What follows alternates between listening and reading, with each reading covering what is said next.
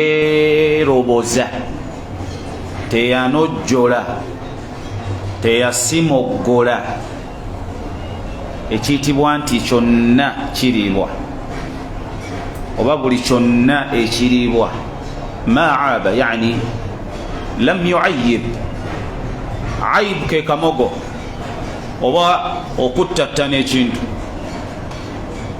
Omubaka alayhi salatu wassalam ekiyitibwa nti kyonna kirimu ebyo Allah jalla wa ala bye yakkiriza okulya. Ntabe, barakallahu fik. Buli kyonna ekirimu ebyo Allah jalla wa ala bye yakkiriza okulya, kubanga Allah yagamba ya ayuha alladhina amanu kulu min tayyibati ma kasabtum wa mimma akhrajna lakum min al-ard. Mulye mwebyo ebirungi amakulu Allah bye yabakkiriza, webiri Allah subhanahu wa ta'ala bye yatukkiriza okulya ne bye yatugaana. Kati kyonna ekiri nti kirimu ebyo Allah tabaraka wa ta'ala kye yakkiriza okulya, mu nkola y'omubaka alayhi salatu wassalam nga tusomesa omubaka ma aaba an-nabiyyu sallallahu alayhi wa sallam ta'aman qat, teyeekanasaako yadde okukkakkanya oba okuvvoola ekyo kyonna ekyalinga kimuweereddwa nga kirimu ebyo ebiriibwa. Abi Hurayra agamba nti inishtahaahu, bwe kyalinga kirungi kimusanyusizza, akala yakiryanga sallallahu alaihi wasallam. Wa in karihahu, omutima gwe bwe gwalinga tegukyagadde yakireka, teyakyogereranga. Sheikh Uthaymin rahimahullahu ta'ala bwe yali ashara hadith mu Riyadu Salihin yagamba nti wa hadha, ekyo yambaghi lil insan, kigwanidde omuntu idha quddima lahu at-ta'am, bwabeera nga bamuwadde ekyokulya kyonna, an ya'rifa qadra ni'mati llahi subhanahu wa ta'ala bitaysirihi wa an yashkurahu ala dhalik. Kigwanidde omuddu ono babeera nga balina ekyokulya kyonna kye bamuwadde, an ya'rifa qadra ni'mati llahi subhanahu wa ta'ala, ategeere ekyengera mu byengera by'owekitiibwa Allah tabaraka wa ta'ala bitaysirihi, Allah kyamwanguyiza ne kimutuukako nga kirina gwe kiyitirako. Wa an yashkurahu ala dhalik, ate era amwebaze. Okiwulidde? Fa in kaana yashtahihi wa tabat bihi nafsuhu yakulu, bwe kibeera nga ekimuweerebbwa kirimu ebyo ebimusanyusizza, akirye. Wa illa, bwe kibeera nga tekimusanyusizza, akireke. Wala yaqa bilqadhi fihi, tagwanidde kutandika kunojjola biki bino byemumpadde, biki byemwafumbye. Bwe kiba nga kibakuwadde tekikulabikidde bulungi oba tekirimu ebyo bye wandyegombye kulya, bw'obanga togenda kukirya toyogera. Agamba sijja kulya, khalas, toyogera. Toyogerera kibakuwadde. Nze sibiri ebyo, nze kati enfumba yammwe nze njirya. La tu'ayyib, la yajuz, tekikkirizibwa ku'ayyaba, kutandika kunojjola kyebakuwadde ekyokulya. Omubaka teyakikolako sallallahu alaihi wasallam. Hatta Sheikh Uthaymin yatuuka n'ogamba nti n'obanga kyebakuwadde tekirimu ebyo bye weegomba kulya, olina kukiwaana. Ye sunna. Kiddamu wabeera nga kyebakuwadde gwe mmeeme eyo tetebenkera nakyo, tokkirizibwa kutandika kukittattana na kukivumirira na kukijeregerera, ekikukakatako kukiwaana. Mu hadithi zammwe ez'emmengo tekiwoomera matama ameka? Hayakumullah, tekiwoomera matama ameka? Bwe kiba tekikuwoomera omulala alabanga alhamdulillah bamuwadde kibbufe. Kati totandika kwogera bitanyuma ku mmere, totandika kwekola bintuntu nga bakuwadde olwokuba kibakuwadde kirabika bubi. Sheikh yatuuka n'okugamba mathalan wahid mumkin yu'ta at-tamru ar-radi, basobola omuwa entende nga nkonvubu, nagamba hadha at-tamru ar-radi tu'tini, mumpa buno obutende obukonvubu buno obwenyizenyize. Yagamba fahadha la yajuz la tu'ayyir, tokkirizibwa. Bwobanga togenda kukirya okireka bulesi, bwobanga omutima gwo tegutebenkedde na kukirya okireka. Abalala bo ne baganyulwa mu mbeera eyo, ne baganyulwa mu mbeera eyo, kyekiri mina sunna. Falimadha alhadithu ala maidati aliftar, lwaki emboozi esaana okugendako ku lusaniya lw'okusiibulukuka? Si nti buli wogenda osiibuluka ojja sanga nga bakuleetedde bewandyegombye okusiibulukirako, nga bw'obadde tosobola kubanga weetuusaako nga byowandyagadde okubanga gwe obyetuusaako. Bw'oba wogenze wonna n'osangawo ebitakusanyusa, imma okugumiikiriza n'ekyo ky'osanzeewo, oba okubeera nga gwe weegumiikiriza nafsiyo. Weegumiikiriza ki? Nafsiyo. Olimu okubanga ogwamu ekyo mbaka alayhi salatu wassalamu kye yagaana sallallahu alayhi wa alihi wasallam. Ekyokubiri nga tetunnakigendako kweyo hadithi yennyini, Sheikh Khalid ad-Dufairi hafidhahu Allahu ta'ala, omu ku bayizi ba Sheikh Rabi' awangalira mu Kuwait, bamubuuziza taban nti ala madha omuntu wekubanga kusiibulukuka yandi kulembeza ki kyeyandisoosezza, madha yubda'u bihi inda al-iftar, omuntu ki kyeyanditandise nakyo nga asiibulukuka. فأجاب حفظه الله تعالى نابرانغا ينقل بحديث أنس بن مالك رضي الله عنه وارضاه، والحديث في صحيح الجامع وحسنه شيخ الألباني في السلسلة. حديث توف شيخ الألباني يلاقى توف إفاق صحابيت وأنس بن مالك رضي الله عنه وارضاه أقام كان النبي صلى الله عليه وسلم يبدأ إذا أفطر بالتمر. كان النبي صلى الله عليه وسلم يبدأ إذا أفطر بالتمر. ومبكى عليه الصلاة والسلام ويالينغا أسيبلكك يتاندي سانغا تندي أما كل يسوكانغا يون تندي. وهذا من السنة، شجري من السنة على مائدة الإفطار. خلصاني يلفكم ميزا يفي وباكو ميزا تفيتوك سيبلوكوكا نبي باتتيراو بينجي بيبيراو مينفو ووتاميلوني بوتوندا بوجي وهكذا بينجي ولله الحمد والمنة. naye kiri min assunna mbaka alayhi salatu wassalam yasoosangayo ntende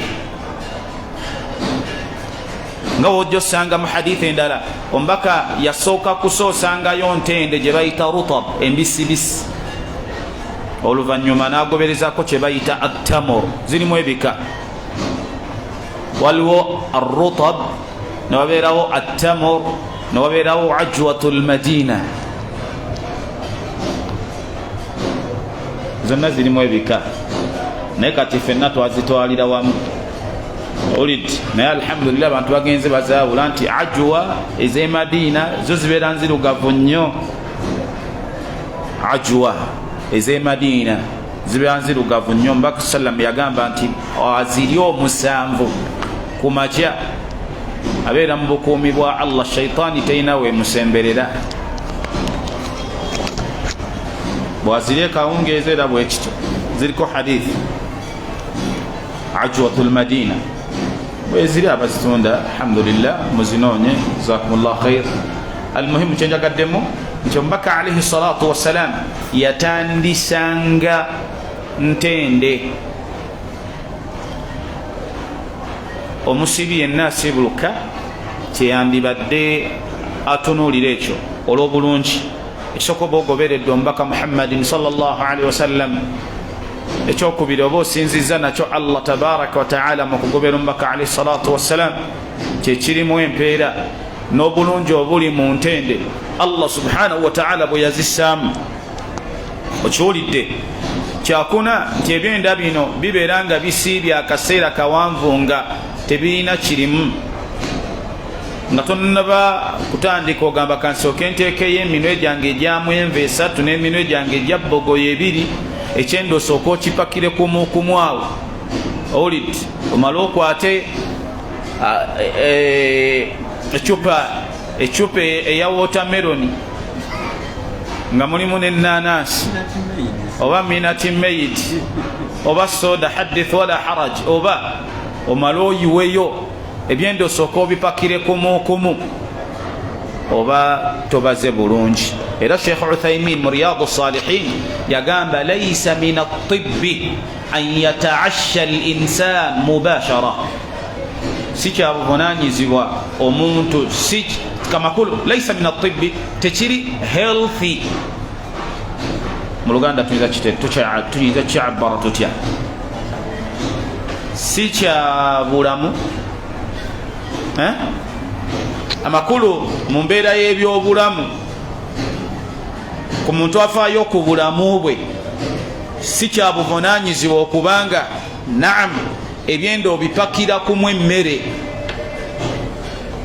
era sheikh yagamba ebyenda bino almada ebyenda biba bimaze akaseera nga temulimu kirimu kati buli wobipakira emmere kumukumu oba obikosa yagamba biba bisaana okuwaawo akabanga ng'omaze okuteekayo nosooka obiwaamu kaggaapu ne bigenda nga bidda mpola bikatalayizinga emmere mpola mpola bigende nga bidda mu sisitimu mpola mpola kati gwe buli wobipakira okumu okumu kibanga si kyabuki si kyabuvunanyizibwa ashahid kyetwagaddemu nti entende biidhnihi tabaraka wataala kikulu omuntu okubeera nga gyasoosezaayo naddala nsanyukira nnyo omuntu asooka okusiibulukukira ku ssente ye eya halaali n'atalinda bye batadde awo ebirala bijjenga supplement oyinza okuŋŋamba muganda waffe kati ate abadde ffe oyagala baggalirayo mulyango gwakusiibulula ababadde bataddewo empeera zaabwe nga oli ayagala basookere ku kike si kibi era empeera ojja zifuna kubanga enniyayo yabadde yakusiibula barakallahu fikum naye tetumanyi wa abantu gye bajja ensimbi zaabwe sigamba nti muzejja mu haramu temunkwata obula naye nze mpoomerwa nnyo omuntu n'agulayo akatendeka akemmeka n'alyako entende ze 3-2 khalas waba yagadde okweyongeza n'agenda kuza masjid n'amenvu n'agattako wallahi n'osaba allah subhanahu wa ta'ala mbeera efaanaganako bwetyo idhan sunna zino tuzizze obujja tobaako kyeweekanasa kyonna mu bye baleese naye baba bafumbye emmere nga tebataddeemu nnyama leka kutandika kujereegera muceere gwa masjidi kubanga sente wano bazitusaba imaamu n'azimalako ebigambo bingi ate oyagala olyenga mukungu oyagala olye muceere gwakujja baaza enkoko ebembedde n'ennyama naye nga tewawaddeyo yadde n'olukumi baguleyo atirisiti kilo kati gumiikiriza bwabeera nga imaamu aleese muceere mutali kanyama ennyama bogoya na kacumba aligumiikiriza tutambulire awo insha allahu tabaraka wataala paka allah lwanagenda nga akola atya atusitula mu madaala nsaba allah subhanahu wataala atugulirewo ekisembayo kiyinza okuba nga kiri wabweru wa mawduuci eya ramadan naye kankitangazeeko biidhnihi subhanahu wataala muffe abawangalira ennyo ku simu zino ziriko emitimbagano egy'enjawulo. Ebigambo biyitako bingi ne videos ziyitako nga ziwera ezikwatagana ku njiri. Njiri mugimanyi? Assalamu alaikum. Enjiri mugimanyi? Abakoola enjiri waliwo baganda baffe bakola omulimu gw'enjiri temubamanyi? Temunabalabako mu masajid? Mubamanyi? Barakallahu fikum. Era ne mu video bubatomera nga bamashaikh bababuuza ensonga eyo, seeka dawa y'enjiri eryetawa hakadha. Okutangazaamu ab'ebitiibwa barakallahu fikum wa jazakumullahu khairan. Ndoza kati mulina kye munsuubiramu okwogera, naye kambawe bino ebigambo byange jazakumullahu khairan ate mumutima mulungi. Da'wa y'enjiri e Uganda ekolebwa. E Uganda ekola etya? Njagala mu makinge bulungi amakulu nti waliwo abagikola wano e Uganda. Era ekyo mukimanyidde ddala kubanga mizikiti bajjamu nga balina ensonga ze bazze ne bebaagala okutegeeza ku basiraamu. Ensonga ziri bbiri ku nsonga eyo. Esooka, da'wa efaanaganako bwekyo. Ekibuuzo kigamba nti man humul mustahiquna bidhalik, baani abagwanidde okukola ekyo? Bittifaaqi ulama, abamanyi kye beegattako. Bittifaaqi ulama, ekyegattibwako abamanyi nti abakola da'wa efaanaganako ng'eyaba wano gye bakola bateekeddwa okubanga nti nno hum musallah bililm, hum musallah bililm, bateekeddwa okubanga abantu Allah be yasitula mu ilmu, bateekeddwa okubeera nga baggundivu mu ilmu. Ekyo kyogenda osanga limaadha ekisookera ddala kitulina omanya nti eyo da'wa gy'oba okola si gwe asoose ogikola. Omulimu gw'oba okola ibaada, imma osobola okugufunamu emisango oba osobola okugufunamu empeera mu maaso ga Allah. Si kinyumo, si kinyumo, si kinyumo. Ibaada gy'osobola ofunamu empeera oba emisango mu maaso ga Allah. Yensonga lwaki Allah tabaraka wa ta'ala yagamba omubaka alayhi salatu wassalam mu suratu Yusuf, qul hadhihi sabili ad'u ila Allahi ala basiratin ana wa man ittaba'ani. Bagambe Muhammad ti lino lyekkubo lyange, ad'u ila Allah, okoola abantu okubazza eri Allah tabaraka wa ta'ala ku tawhid, obajje mu bibasinze ebitali Allah, mu kugatta ku Allah. Okiwulidde? Oteekeddwa okubanga omulimu ogwo ogukola ala basira, yani ala ilmu, kukumanya. Kyova olaba da'wa si ya buli omu. Anti Allah yagamba waltakun minkum, teyagamba mwenna mubeere, waltakun mummwe mubeeremu, waltakun minkum ummatun yad'una ila alkhair, mummwe mubeeremu abasobola okukoowola abantu nga babakoowolera ku bulungi ng'era babazza ku bulungi. Kyova bona atandika okunyenya mu byafaayo da'wa, abazze bayimirira mu mulimu gwa da'wa babeera nga hum ahlul ilmi wal ma'rifa, bantu abaggundivu mu ilmu. Nabagamba da'wa si yakuyoya, si yakuyoya. Leero njoyezzaako kangendeko ku salafu mbaweemu, kanveewo ngendeko ku nakayiza, mbudde wali mu mudaala gwange nabo kambaweemu. Nedda, da'wa la budda bil ilm, kubanga omubaka ne be yatuma nabo baalina ilmu. Tulwamu? Ekyokubiri, abaffe da'wa ey'okukoowoola abakaafu, okubajja mu bukaafu, nga babakoowola ku busiraamu abaffe ekikolo okuyowa eri mu ddiini oba teriyo aljawaabu weekiri kubanga Allah yatugamba قل يا أهل الكتاب تعالوا إلى كلمة سواء بيننا وبينكم تقام أنت يشكولوا ويشري وأنهم أمبكى عليه الصلاة والسلام ناظرهم أمبكى يبجادل بالقرآن يسوك بس من القرآن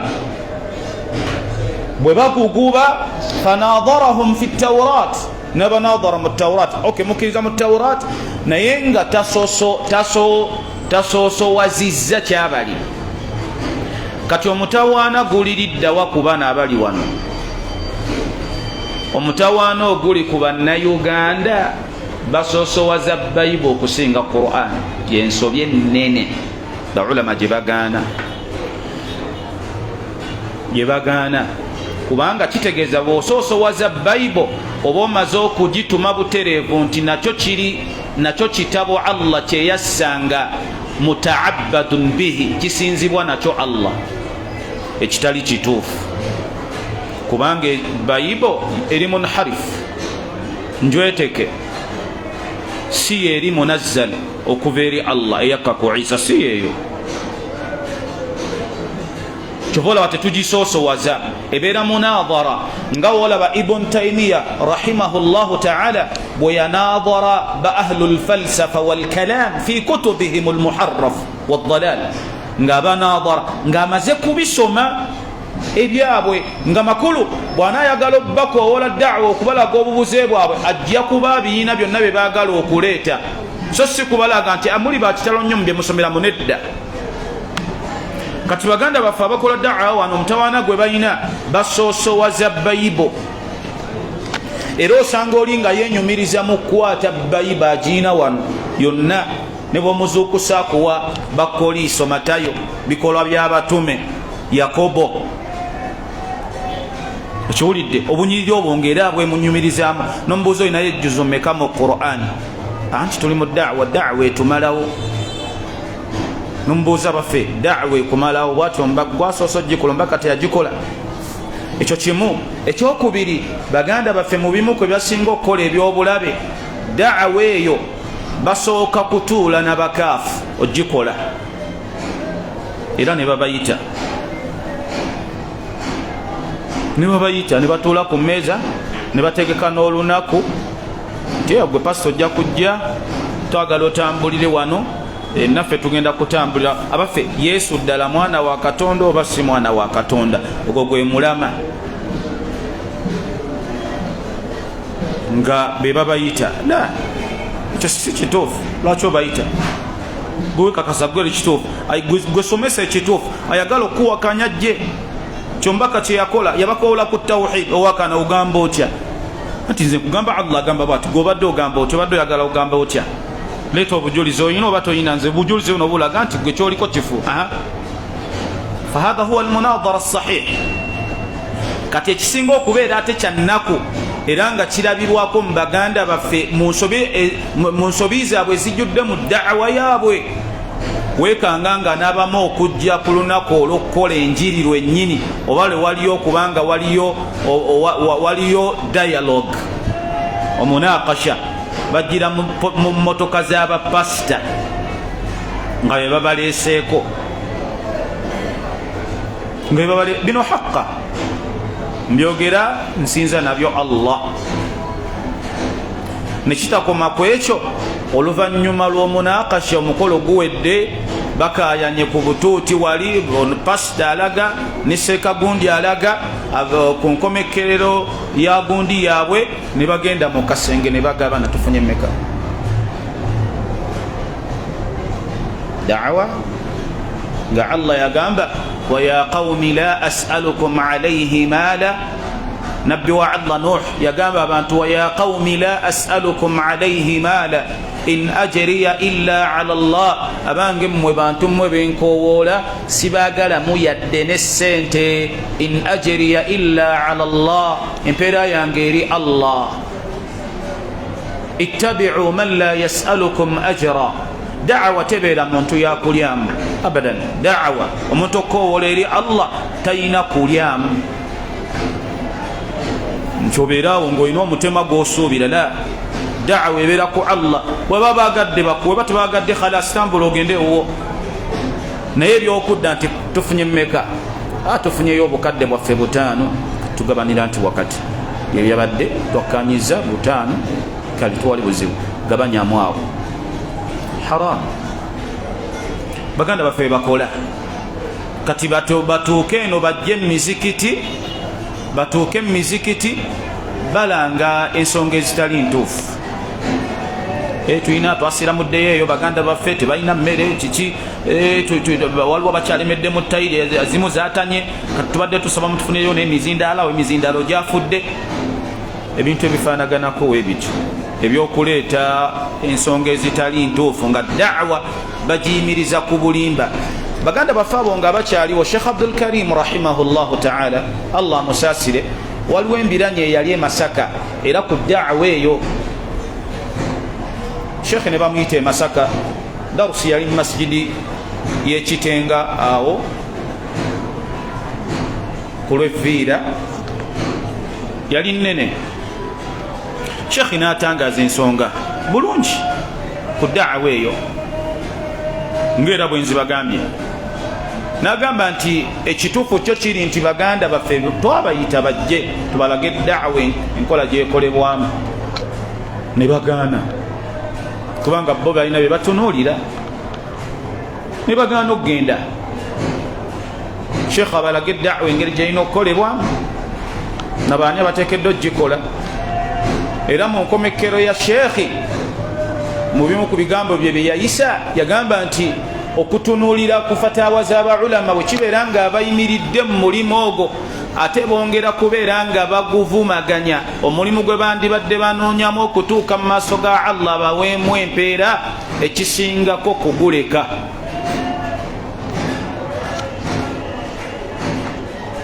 era ng'ekyo ekigambo kye tugamba nti baganda baffe babanga baagaana okukyusa ng'era tebali rede kukyusa tewali bwetaavu bwa da'wa ya njiri kubanga qaida egamba nti daru lmafasid muqaddamun ala jalbi lmasalih okuggalirayo obuzibu kyekisinga obunene okutunuulira emigaso nti twagala kusiramula bangi naye ng'enkola nfu kiba kitegeeza bwe tutunuulira nti twagala kusiramula bangi mawuledi tuzireke basiramukirako abazikiri tubaleke bakomyawo abantu ne bajja ne babooga mu mizikiti kyovola obusiramu butunuulira ekikolo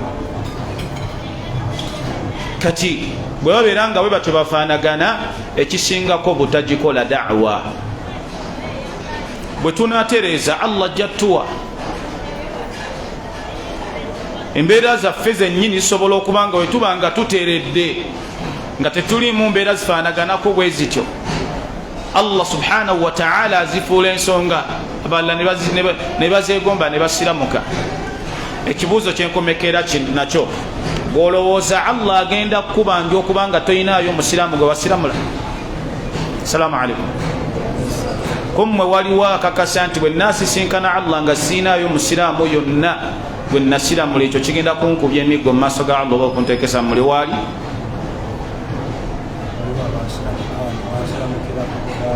mbabuuza bwoba wooli osobola okugolera ku mukono nti mbutofunze bwe mba tunuddemu wano e Uganda bwe tubeeranga nze bwe mba nga sifuneyo omusiraamu gwe nasiramula ndabira ddala ewa Allah ijja nennemye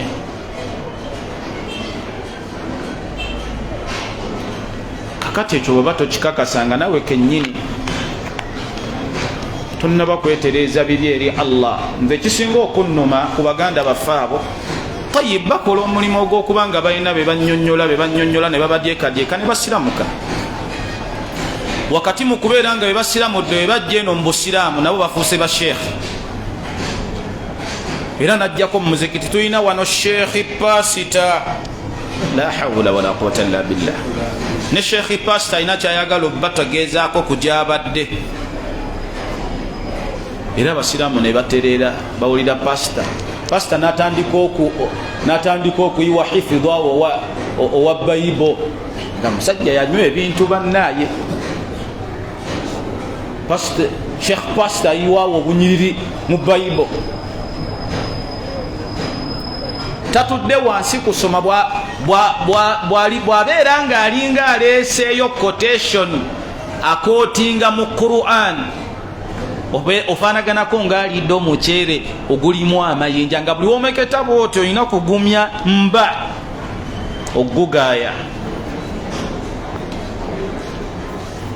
Era bwe tumala nga tugamba wa akhiru da'wahum alhamdulillah, mugende mu maaso inshaallah.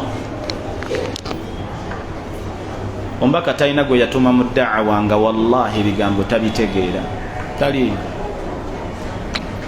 kyova olaba ilmu esookerwako ku bangi b'omuntu kutusoma Qur'ani agitegeere. Ombaka yatuma abantu okukola da'wa sahaba, gwe yasooka otuma mu basahaba yali Mus'ab ibn Umair nga mutuma Madina. Yali mulungi mu Qur'ani era Allah kwe yayisiriza. Mus'ab ibn Umair yasiramuka golooza yamukamu busina enti yali nabbi amakwa yatuula wansi n'agisoma ku mbaka. Ombaka bw'amala okukimanya nti kati ono alhamdulillah omuvubuka Qur'ani agitereezezza ayinawo ne ku misingi, n'amugamba genda e Madina e Yathrib okowoola abantu baayo. Bwe yali atuma omubaka alayhi salatu wassalam e Yaman yatuma Mu'adh ibn Jabal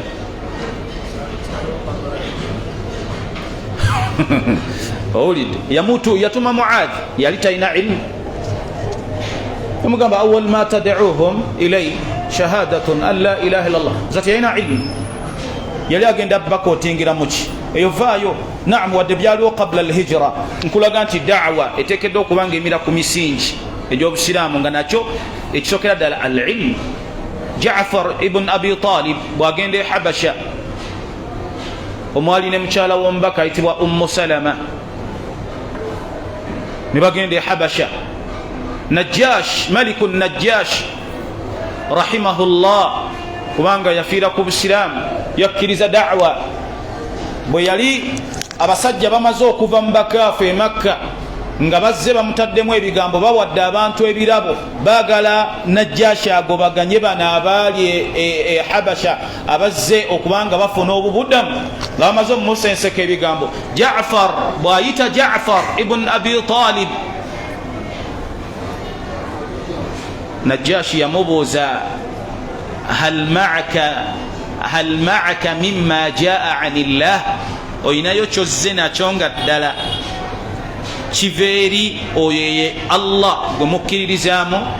N'amugamba n'amugamba kyekiriwa? N'amugamba okkiriza nkusomeremu mu Qur'an. Yamusomera mu suratu Maryam, bagenda okugiwunzika, agenda okugisoma Ja'far. Najashi yanyeenya mutwe n'agamba gye tukkiririzaamu yennyini, ebyo byennyini byeyogera. N'abagamba nti mutebenkere mubeereewo. N'abagamba man sabbakum gharima, abakwatako nfa naye njabika naye. Qur'an Sheikh Pastor nga Allah yagamba wala tanabazu bil alqab bi'sa ismul fusuq ba'da al iman. Pastor diweeyite eri obukaafu oliziza neeno amannya amakyafu oluvannyuma lw'okubanga ate Allah akuwadde obukkiriza era okyanonooza ebyekikaafu. Sheikh Bishop, Sheikh Father, ايش هذا؟ waliwo n'omulala eyita Hassan Baibuli, naudhu billahi min alkhudhulan, nga lowooza okwebajjala ne Hassan Baibuli kimufuula nti wa kitalo. Ebyo bi'sa ismu lfusuq ba'da al-iman. Tewaliwo basahaba basigaza taito bwe zityo abala, kubanga tukomekereza ne Salman al-Farisi teyenyumirizaako gye yava, kubanga yali mu ba ahli al-majus, abasinza omuliro. Naye baali bamwesitulirako abenyumiriza mu mannyanya, yagamba abil islaamu la abun li siwa idha iftakharu biqaisin aw tamimin. anze taata wange busiraamu kyenneegomba busiraamu kyennenyumirizaamu oba abantu benyumiriza gye baava mu bika byabwe biki ekyo si kikulu nze ndi musiraamu sigadde kyagala kumanya idhan baganda baffa tubagamba batereze kyekigambo batereze kutereza kugenda kubeera kutya bajje waliwo abadde abasobola bayambako ne babalaga da'wa bwekolebwa bwekibanga ddala baagala kutuuka mu maaso ga Allah nga waliyo empeera tewaliwo nsonga lwaki omuntu oguguba nti gweoyagala omuwalimu yakutuukirira akulaga engeri gyolina okukola da'wa gweoyagala empeera mu maaso ga Allah gwalumba omuwalimu nti mutuufu nawulidde nti nno omulimu gwaffe guno bwe guti guyinza okuba nga si mutuufu tuyina gukola tutya naye bw'otandika okuba nga otuula ku mmeeza ennene kamera ne zikutunulamu naawe ne weeraba nga oli sheekhe munene togenda kutereeza sallallahu alaihi wa afiya eyo yenyimirira yange ku da'wa eyo temubivunula mubituuse nga we mbituusiza ogamba otya muallim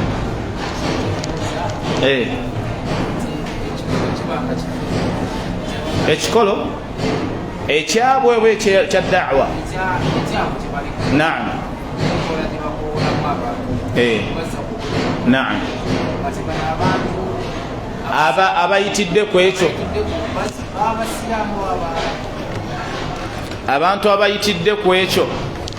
abantu abayitidde ku ekyo tetuyinza bagoba mu busiraamu kuba tetulina buyinza bugoba mu bantu mu busiraamu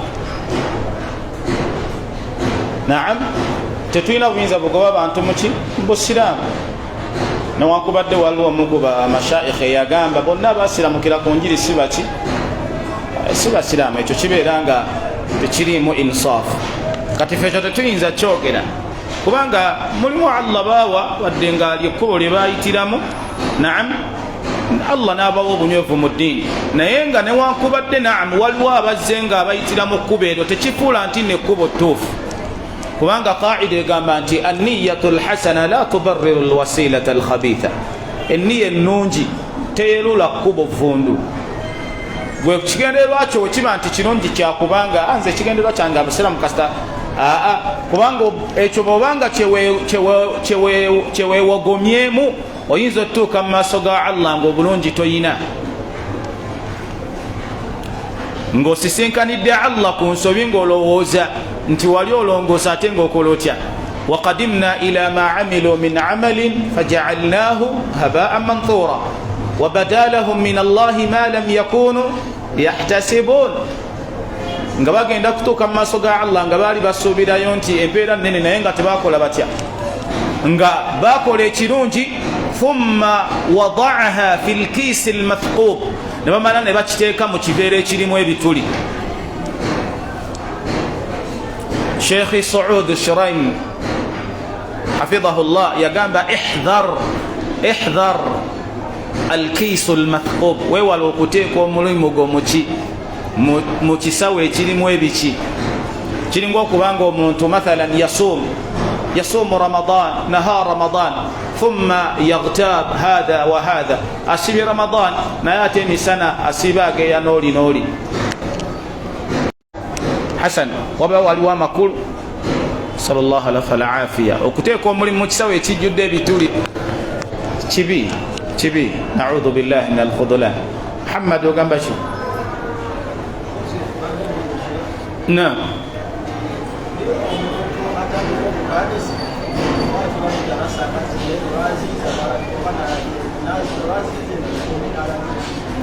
أحسنت دي أمونتوالي مدرس نعم lwaziiza empisa embi n'alagira ekyo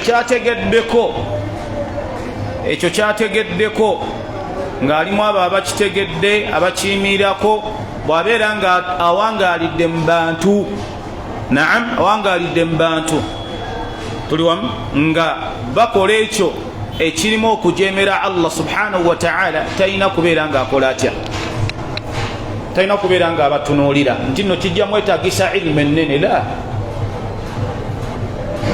guno mulyango gwa amru bil ma'ruf wan nahyi 'anil munkar tegereka gwawukana ku bino ebya da'wa nti olwaleero da'wa mu nsi gye tuwangaliramu nti mwebali baganda baffe Allah tabaraka wa taala bawadde ilmu nga ensonga lwaki nagambye si bya buli omu nga tojja gamba nti buli omu waddembe okukola atya waddembe okukola da'wa nedda amma ne wabeerawo martaba ey'okubanga tanha anil munkar wa ta'mur bil ma'ruf nga ekyo tekikwetaagisa na kubanga nti olina kutuula mu kiraasi omale saabia olyoka olagirira nga olaba kyaliko ekiseera e Makka nga bonna olulimi lwe boogera oba entambula yaabwe y'emu nga ye ilmu ey'ekiseera ekyo la ilaha illa Allah ngombaka gyasomesa ku marhalatul makkiya nga bw'osanga abazikiri bagamba kakati Abubakari kyoyagala ogamba yali ku daraja ey'omubaka nga naye yagenda mu da'wa nakoowola abantu bajje ku la ilaha illallah gwe tewalaba basiramukira ku mukono gwe kakati ffe wetugamba nti ballighu anni walawu aya nga tubabuuza nti gweoyagala kutugamba mu buzikiri bwewenkana ilmu ya Abubakar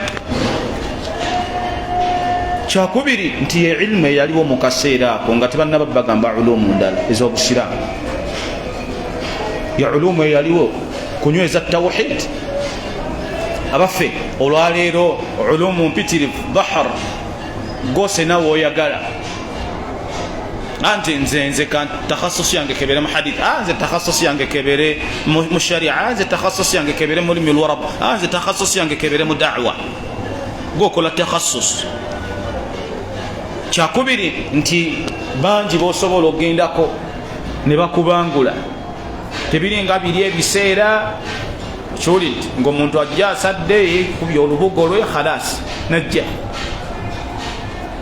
amanyi kimu swala nakusiiba khalas nakuwasa khalas naye olwaliro ilmu mpitirivu bantu bagisomye kati kitegeeza si yakubuukira nti wekuba amuru bil ma'ruf waliwo nga amuru bil ma'ruf buli omu muvunanyizibwako nga nedda oyo yamanyi akola ebibi nze siyinza mugamba ajja kumbuuza wasomera wa nedda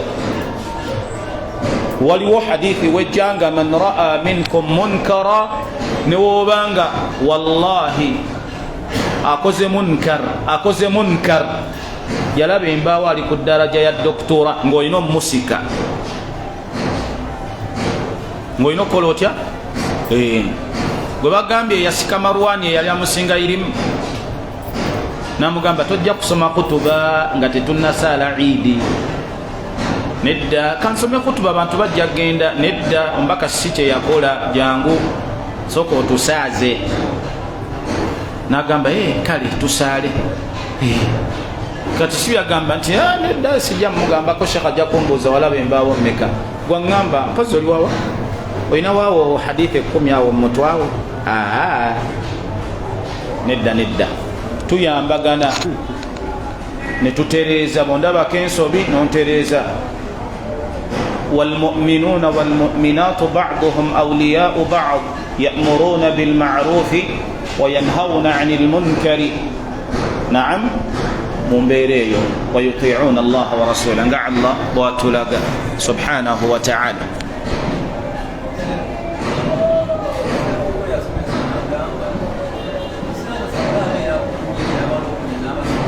naam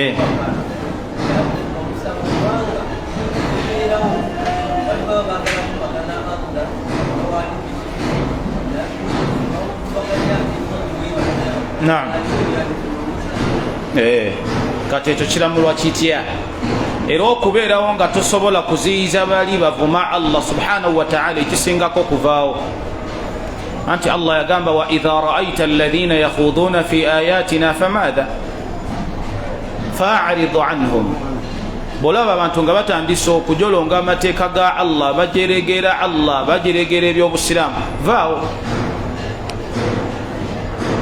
ensonga lwaki wekuba genda munakasha tegubeeramu mbeera yakuvuma kyova olaba Allah ffe yatugaana okubavuma tetubavuma wadde twatulina kiraliko wala tasubbu alladhina yad'una min duni llahi fayasubbu allaha adwan bighayri ilm kyakubiri kye nabagambye nti bw'obanga gwe kennyini teweetengeredde mu ilmu tojja kusobola musajja mukolako tawdih walbayan ku nsobi ze tewaliwo nsonga lwaki omukawama ojja gendayo nga tewetengeredde agenda akusomere aya akubuuze weesula mu Qur'ani ng'ate ye gyakusomedde omukaafu ntuufu nga gwe kennyini tomanyi na weesula akubuuze esulawa okambuwale bukambuwazi wekyange muli bakaafu otubagamba okusira mu kamugani gambe kati omusiraamu akambuwalira ki kati tubyewale ebyo bintu ebirimu okujerekera Allah subhanahu wa ta'ala ekisingako omuntu kubyewala tewali faida. Naam.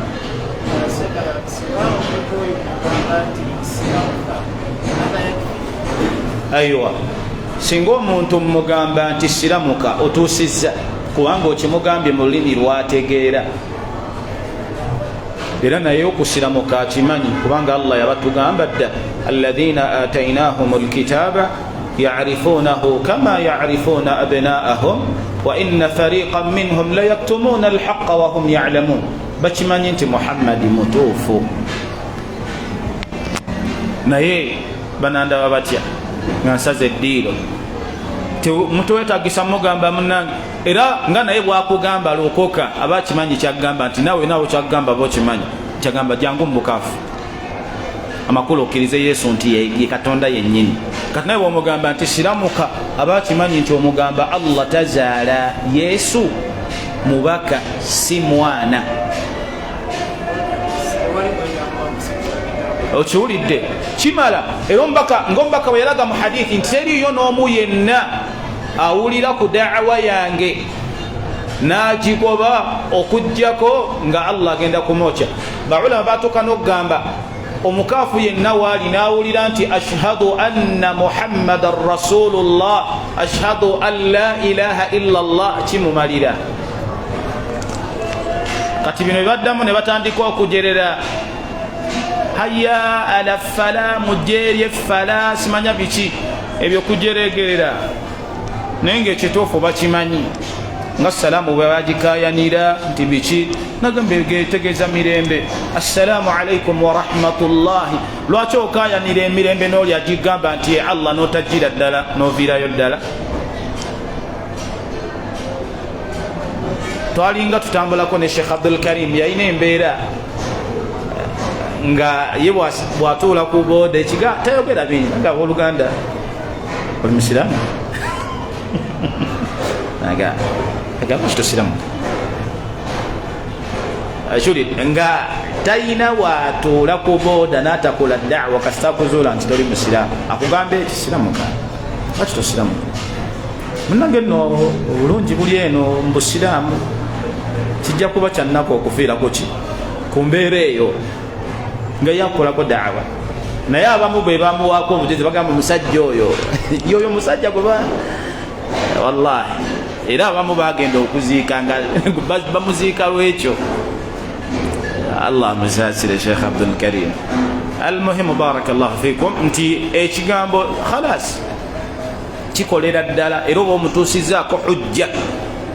Naam wallahu a'lam. Naam katusembe naawe omuntu atwegattako mu musiraamu aywa naweewo erinnya etwaliise omusiraamu naam naye naabanga erinnya lyeyava liri ku biwandiiko nalyagala naam nga n'okuligamba abantu abaganze aba teyasiramuka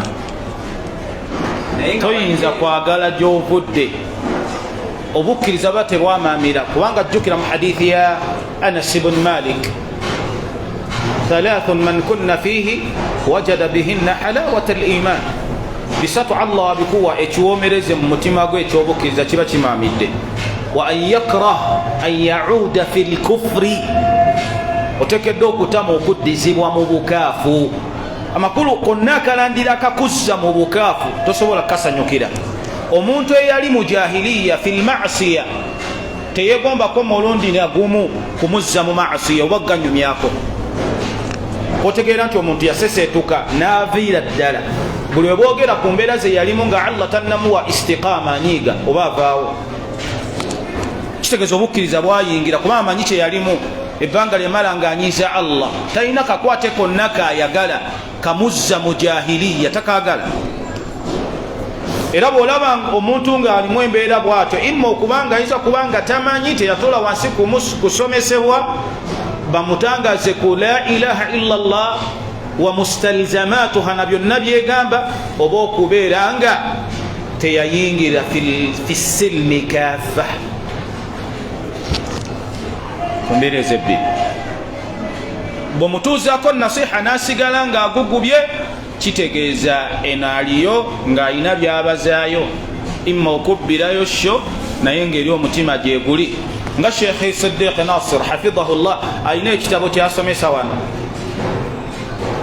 naam, التوضيح والبيان لشجرة الإيمان Sheikh Abdurrahman Nasir As-Sa'idi, nti omutima guteekeddwa okubanga gwasirabukira ddala, tewaliyo kasigala eri, newonaakola ebikolwa naye nga akatima kali eri, fa anta kafir, anta kafir صراحة, oba mukafir. ate omukafa ate atali mukafa ate omuwayaje kati mutuuseeko hujja, bwaguguba khalas olina hujja, olina hujja, kubanga bo obusiiramu busomesa kyebusomesa. bwasigala nga muanid agugubidde ku nsobi, kitegeeza akhadathu al-izzatu bil-ithmi,